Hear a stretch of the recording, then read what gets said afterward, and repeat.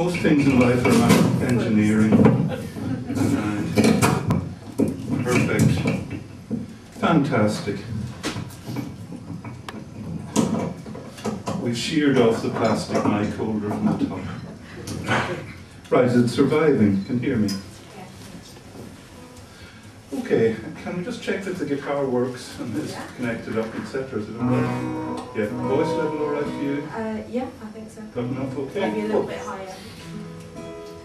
Everything set? Yeah, lovely. Oh, isn't this fun? Right. Nothing to it. Right, my name's David Gardiner, as Jean has told you. Thanks very much for coming to hear bits out of my book. Very, very kind of you. Hope you're going to enjoy it. Who knows? A book should stand up without any introduction, really, but some people have asked me, is this my story? So I thought I would, as an introduction, try to answer that. And the answer is yes and no. The central character, Danny, there's a lot of me in, and we're quite similar, I must admit, particularly in our belief in the applicability of reason and science and goodwill to making life better, the creation of utopias, belief that seems to be unshakable despite the evidence of experience. That's the first thing we have in common. Possibly we're both wrong, of course, which is one of the questions the book sets out to answer. The title's a bit unusual, I think, Engineering Paradise. It's a quotation from a gentleman named Stafford Beer, and I would almost bet there's only one person here tonight who knows who Stafford Beer is. My friend Godfrey. Anybody else know who he is? Oh yeah, well done. Is that Andrew? Anyway, he was a computer scientist, a contemporary of Alan Turing, who cracked the Enigma code, but he was an American. And he invented a branch of engineering which he called industrial cybernetics. I think I might have got that wrong. But it's just the application of computer science and information technology to commerce and economics. He more or less invented that notion. And he was a kind of a scientific socialist dreamer. He thought the whole world could be wired together into a kind of internet as it now is. And this internet would be able to detect what was needed to assess the needs of individuals and groups, and to assess the production units, farms, etc., and match one with the other. So all human needs could be met by this great rational scientific system. Wonderful idea. He sold this notion, in other words, take over from money. It would replace the economy. It would be rational, it would be geared to needs. And he sold this idea to Salvador Allende in Chile, the world's first democratically elected Marxist president. And Allende started to construct such a system that would run the whole Chilean economy. That was the idea. But of course he was overthrown with the backing of Richard Nixon about 1973, so it never actually happened. Anyway, that's who Stafford Beer was. The book isn't about him. The quote from Stafford is, the Holocaust has shown us that the creation of hell on earth is just a matter of engineering. The creation of an earthly paradise is an engineering problem also. Hence Engineering Paradise. That's where the quote comes from. I think Danny and I would both go along with Stafford on that one. Anyway, a few more things Danny and I have in common. We were both born in the south of Ireland. We both came up, we had a GP for a father and an ex-nurse for a mother, because she never did any work while I knew her. She became a housewife. And I think the reason that my dad moved from the north up to Belfast was he was taken with the idea of social medicine, that the new National Health Service was the Attlee government. Round about the year I was born, started the National Health Service. So he wanted to work in that, so he came to Belfast.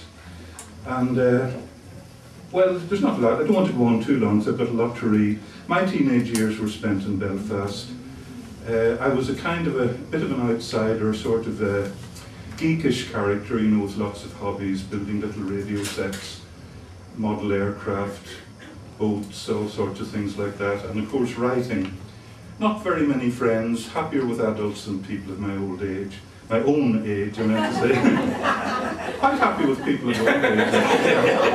Perfect, but Anyway, after having lived at that, being kind of gone to Catholic schools and everything in Northern Ireland, I ended up with a pile of things I'd written about 3 or 4 inches tall, little journal things I'd done, stories, bits and pieces I'd tried to write. And I had that with me all my life after I moved to England. And I used it to create short stories. That was my raw material. I used a lot of it in the other books that I've done of short stories. But I always said that when I retire, I'll turn it into a novel. That was always, you know, holding out that idea for me. And all I had to decide was what story I wanted to tell. So, did I tell my own story? Not really. Are you familiar with the theory in physics that there are a lot of alternative universes? Every time there's an event that might have more than one outcome, it does in fact have those various outcomes, and so the universe splits, and you get a nearly infinite number of universes. Well, this story is set in one of those universes that I might have created had I made 1 or 2 different decisions at key points. So it's a might have been creation. It's not really my story. Highly fictionalized.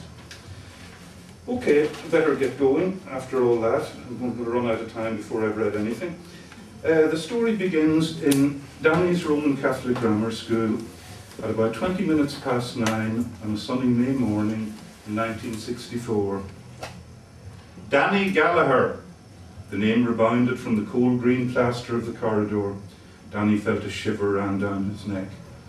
The words were not so much shouted as projected in the manner of a skilled stage actor, so as to precisely fill every cubic inch of the enclosed space. What are you doing at this time of day? My mother had one of her turns, Father. There was a pause while the priest absorbed the information. And that made you 25 minutes late? Yes, Father. The smell of stale school milk seeped into Danny's nostrils. In the distance he could hear the muffled chant of a class reciting the familiar gibberish of the Lord's Prayer in Irish. Arnya haratarnya afgani for dan gadigi the rich. Have you got a note? No, Father.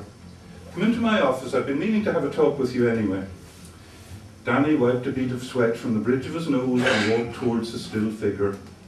The priest opened the office door as Danny reached him, and with dignified slowness walked ahead of Danny into the room and sat behind his large mahogany desk with its green leather inlay. The window, like most of the windows in the gloomy Victorian building, was small and high, and admitted only a narrow shaft of sunlight that touched one corner of Father Walsh's desk.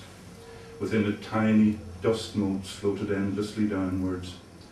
On the wall behind the desk, between the 2 tall bookcases, the red flame of an oil lamp glowed on a small shelf in front of a sacred heart, a garish picture of Jesus with an exposed heart in the middle of his chest. Neatly propped against the side of the desk was a thin bamboo cane with its end curved into the shape of a handle. It held Danny's attention like the sight of the gallows to a condemned man. In front of the desk were 2 simple wooden chairs. As Father Walsh sat down, Danny sat also. Did I ask you to sit down? No, Father. Danny sprang to attention. The elderly priest scanned the boy from top to bottom. How long have you been with us now, Gallagher? 3.5 years, Father. So you're 15? Very nearly, Father. Is that a hole in the leg of your trousers? Danny tried to cover it with his hand. Yes, Father, it got burned with a soldering iron. And what's that on the shoulder of your jacket? I think it's pigeon guano. That's what it's called in polite society. Does your father keep pigeons? No, Father. I think I got it in a friend's house. Hugh Laverty? Yes, Father. The priest continued his inspection. What is the colour of the shirt that we wear at this school? White, Father. And what is the colour of your shirt, young Gallagher? Blue, Father. I couldn't find a white one when my mother took her bad turn. I see. And would you like to give me your opinion of the shoes that you're presently wearing? They're a bit dirty, Father. I agree. In fact, I would say extremely dirty. Unacceptably dirty is a description that I might apply. Do you by any chance have shoe polish in your house? Yes, Father. May I suggest that you apply some before you come to this school again? Yes, Father. Father Walsh picked up a black address book from his desk and thumbed through it. When he found what he wanted, he cranked out a number on the rotary dial of his antiquated desk telephone. The voice with which he spoke into the device could scarcely have been recognised as belonging to the same person. "Oh, good morning, Dr. Gallagher. Sorry to disturb you.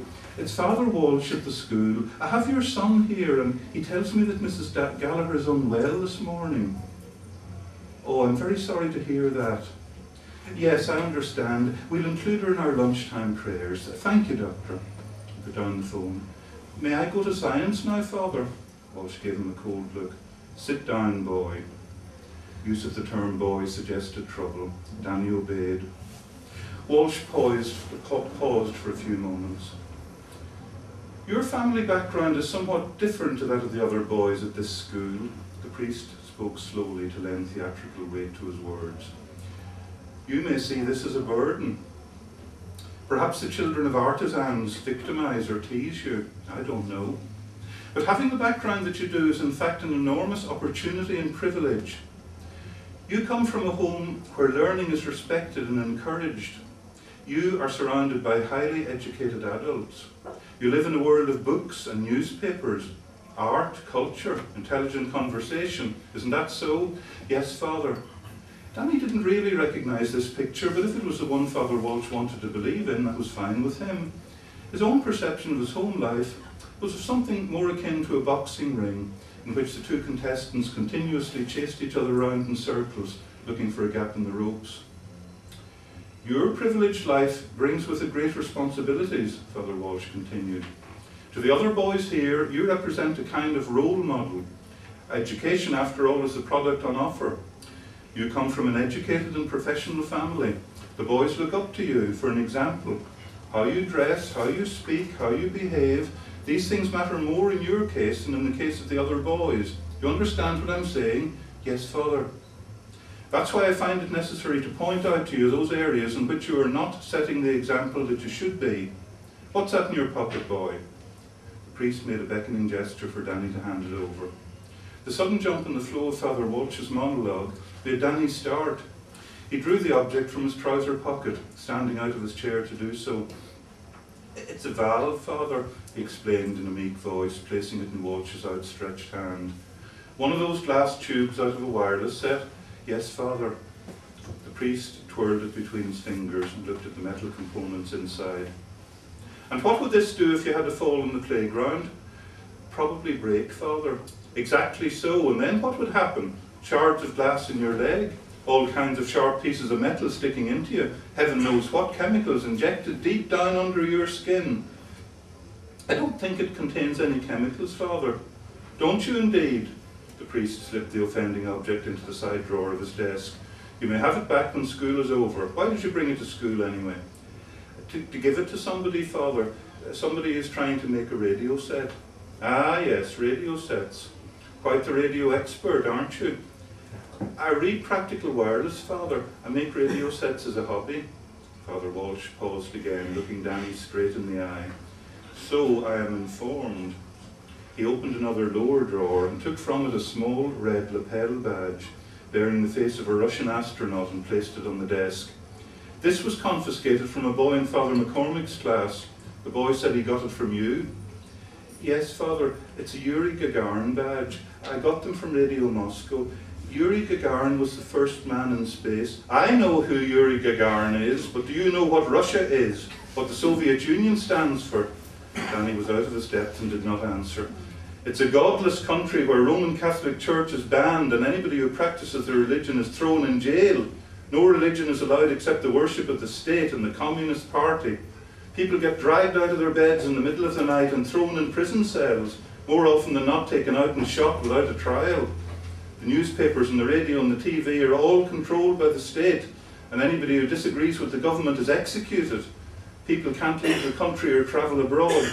Everybody has a number, and the secret police watch all the people in the country, day and night, just looking for any excuse to drag them out and shoot them. And if we didn't have our own atom bomb, they'd have taken over the whole world years ago. Do you want to live in a country like that?" "No, Father."